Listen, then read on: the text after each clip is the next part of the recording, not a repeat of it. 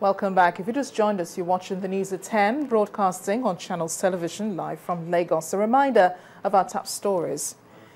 PDP appeal panel reverses disqualification of Adamawa acting governor for governorship contest. Federal government raises hopes of ending rice importation. Lagos State Governor Babatunde Fashola condemns the federal government for abandoning the Apapa railway terminal. And Russian President Vladimir Putin seeks talks to discuss statehood for eastern Ukraine.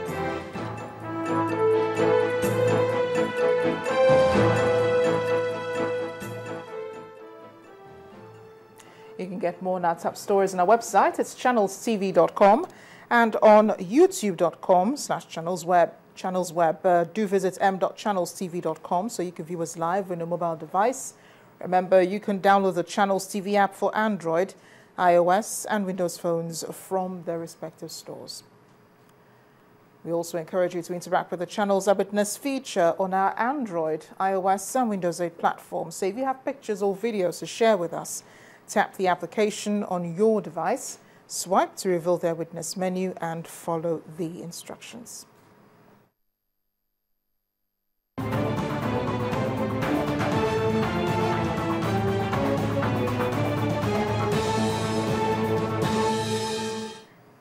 For almost 6 months now, West African countries have been dealing with what has been described as the worst outbreak of the Ebola virus disease.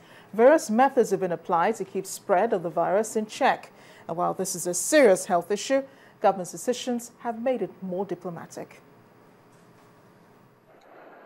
This will certainly be one of the worst diseases West Africa has had to deal with, and its spread across the region has been narrowed down to the movement of persons from place to place. With the number of deaths above 1,500, West African countries are shutting their borders with one another as a desperate move.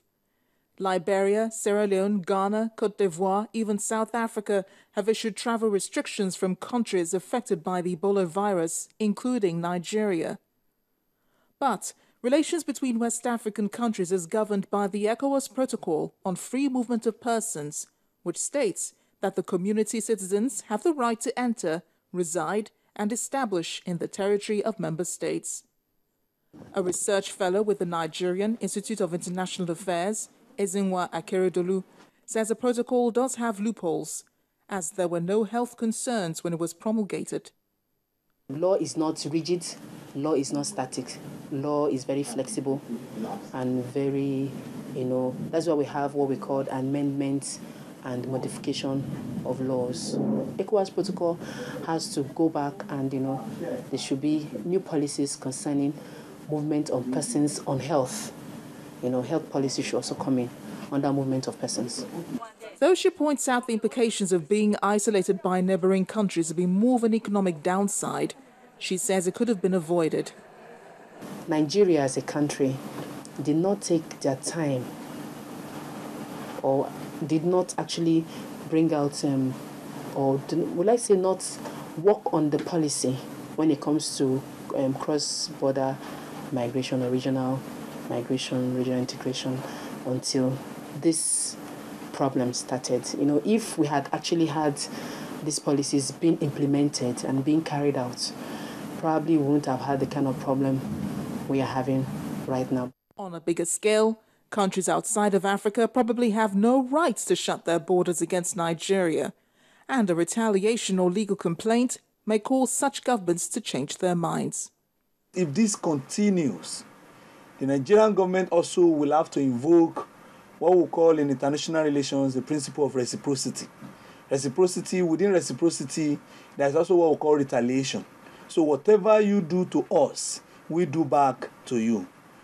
The WHO has said it will take another 6 months to properly control the Ebola virus in West Africa, a length of time that may put more strain on relations between West African countries.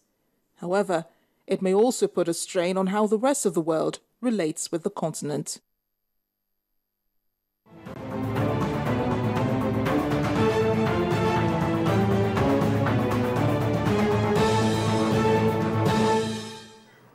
And for Infrastructural development now. Kogi State Governor Idris Wada has encouraged the people of Ajaokuta local government area to embrace agriculture as a business to ensure food security and economic prosperity. During a visit to Adogo, the local government headquarters, the governor told his supporters that his administration will invest in agriculture to make it a viable industry in the state. This charge in the headquarters of the state during his thank you visit in the area. Waiting for the governor. The crowd at Adogo, the Ajaokuta local government headquarters, defies the heat of the day in anticipation. Ladies and gentlemen, His Excellency is here. Please. Finally, the governor arrives and is received by the jubilant crowd of supporters. Takes some time to go round exchanging pleasantries. When Governor Idris Wada finally settles down, he explains to Channels Television what the visit is all about. It keeps us in touch with the people at the grassroots for us to get to know how they feel about our government, what the impact of government on their lives, about the development projects that their community really desire that will improve their lives. And it also shows us the level of the commitment of the people at the grassroots to the programs of our government. Some of the community leaders, including the chairman of Ajaokuta local government, appreciate the governor's visit and achievements. Then it's time for the representative of the chairman House Committee on Steel Development to speak. After all, he is representing the steel town at the National Assembly. I embark upon a Ghana electrification project to cover over 24 kilometers from Ajaokuta transmission. At this point, it turns ugly and he is mercilessly heckled. The crowd gets even rowdier and unruly, and the torn dress of the lawmaker's representative is evidence of what has happened to him.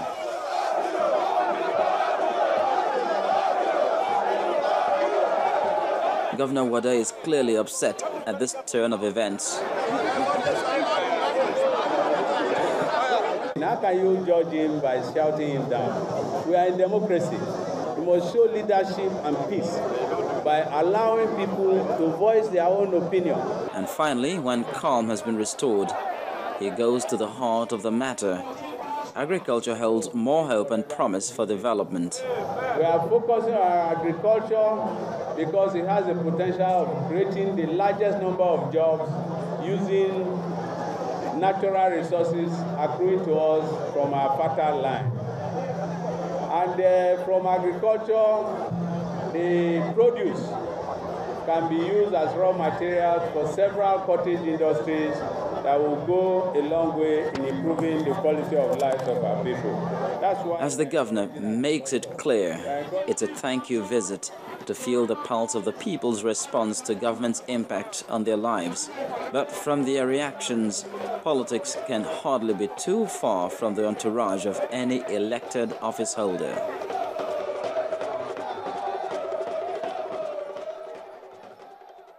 Back here in Lagos, the state governor wants the federal government to pay more attention to reviving more railways than just purchasing coaches. Governor Babatunde Fashola made this comment after inspecting the neglected Apapa railway terminal in the state. It's now usual for the Lagos state governor to inspect projects and facilities in the state on Sundays, and unannounced too. His star this time moves to the very old, abandoned and dilapidated Apapa railway terminal, home to miscreants, animals and even a park for trucks. Everything inside here is rusty and dusty. Governor Fashola plans to write a report to the federal government for onward action to resuscitate the railway, a move that could create job opportunities.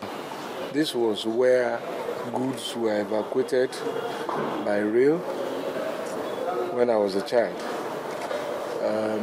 So you didn't need to have road haulage that has become a real problem for us today with containers falling on and killing people. So this is what our federal government walked away from. So instead of a real transport system, you now have tankers and containers taking over the yard and the maintenance yard and cargo yard of the Nigerian Railway Corporation.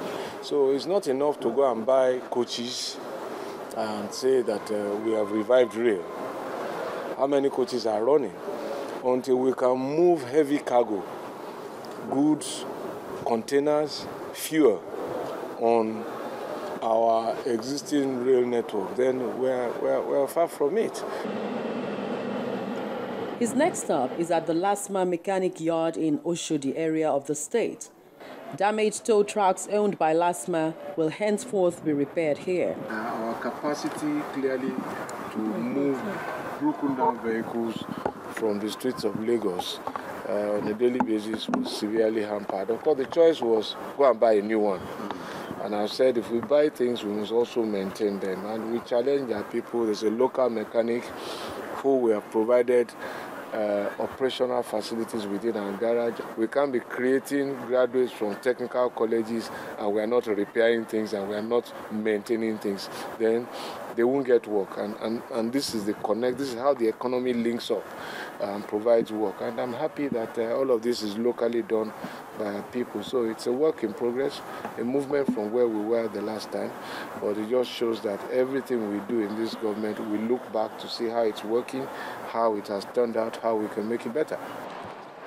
And for the governor, once the Apapa rail is resuscitated, the sight of petrol tankers and heavy-duty trucks will disappear on the highways, hopefully opening the roads up to free flow of traffic. Loretta Chiogo, Channels Television News. In education, exam malpractice was before now a big headache to the Joint Admissions and Matriculations Examination Board, JAB.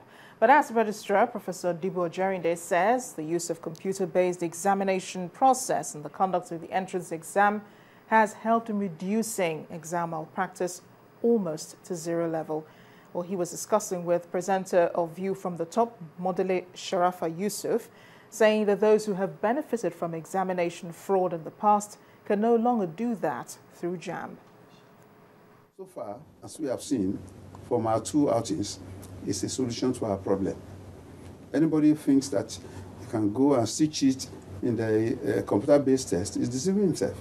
Let me tell you, 250 of us may be in the same examination hall, doing the same mathematics, but I'm telling you, you are going to be faced with different questions entirely when you are doing it. The same thing is true of chemistry or physics to the extent that we have gotten a bank of items in our item bank. So when we send the questions to the center, you don't know what is coming for you. I don't even know. It's already programmed.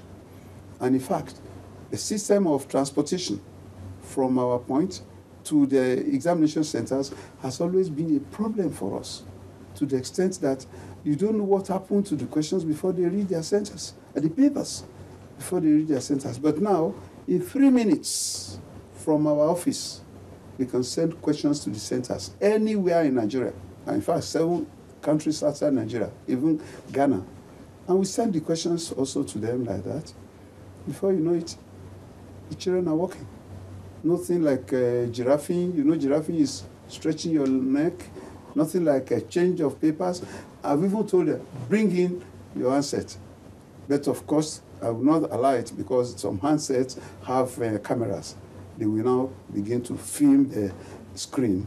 If you take the picture of the screen, but that will not be proper. Even then, it cannot help. Watch more on this interview on View from the Top with Modele Sharafa Yusuf. It airs 2:30 p.m. right here on Channels Television on Monday.